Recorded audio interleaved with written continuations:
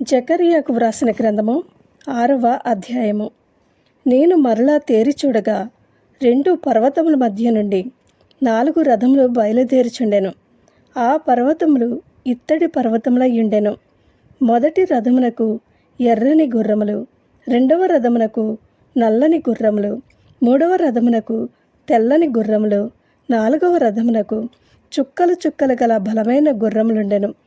నా ఏలినవాడా, ఇవి ఏమిటి అని నాతో మాట్లాడుచున్న దూతను నేనడగగా అతడు నాతో ఇట్లనెను, ఇవి పర్వతలోకనాథుడగు యెహోవా సన్నిధిని విడిచి బయలువెళ్ళు ఆకాశపు చతుర్వాయువులు. నల్లని గుర్రములున్న రథము ఉత్తర దేశంలోనికి పోవునది, తెల్లని గుర్రములున్న రథము వాటి వెంబడి పోవును.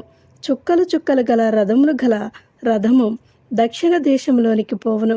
బలమైన గుర్రములు బయలువెళ్ళి లోకమంతటా సంచరింప ప్రయత్నింపగా పోయి లోకమందంతటా సంచరించుడని అతడు సెలవిచ్చిన గనుక అవి లోకమందంతటా సంచరించుచుండెను. అప్పుడతడు నన్ను పిలిచి, ఉత్తర దేశంలోనికి పోవు వాటిని చూడుము, అవి ఉత్తర దేశమందు నా ఆత్మను నెమ్మదిపరచునని నాతో అనెను.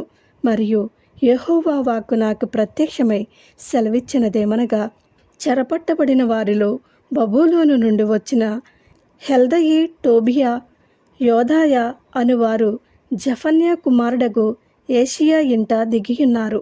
వారు చేరిన దినముననే నీవు ఆ ఇంటికి పోయి వారినడిగి వెండి బంగారములను తీసుకుని కిరీటము చేసి ప్రధాన యాజకుడును యెహోజాదాకు కుమారుడునైన యెహోషువ తల మీద ఉంచి అతనితో ఇట్లనము, సైన్యములకు అధిపతియకు యెహోవా సెలవిచ్చినదేమనగా, చిగురు అను ఒకడు కలడు.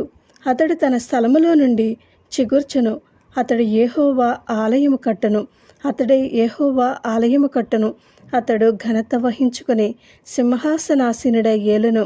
సింహాసనాసీనుడై అతడు యాజకత్వము చేయగా ఆ ఇద్దరికి సమాధానకరమైన యోచనలు కలుగును. ఆ కిరీటము యెహోవా ఆలయములో జ్ఞాపకార్థముగా ఉంచబడి హేలేమునకును, టోబియాకును, యోదయాకును, జఫన్యా కుమారుడైన హెనూనాకును ఉండును. దూరముగా ఉన్నవారు వచ్చి యెహోవా ఆలయమును కట్టెదరు. అప్పుడు యెహోవా నన్ను మీ యొద్దకు పంపినని మీరు తెలుసుకుందరు. మీ దేవుడైన యెహోవా మాట మీరు జాగ్రత్తగా ఆలకించిన ఎడల ఈలాగు జరుగును. ఆమేన్.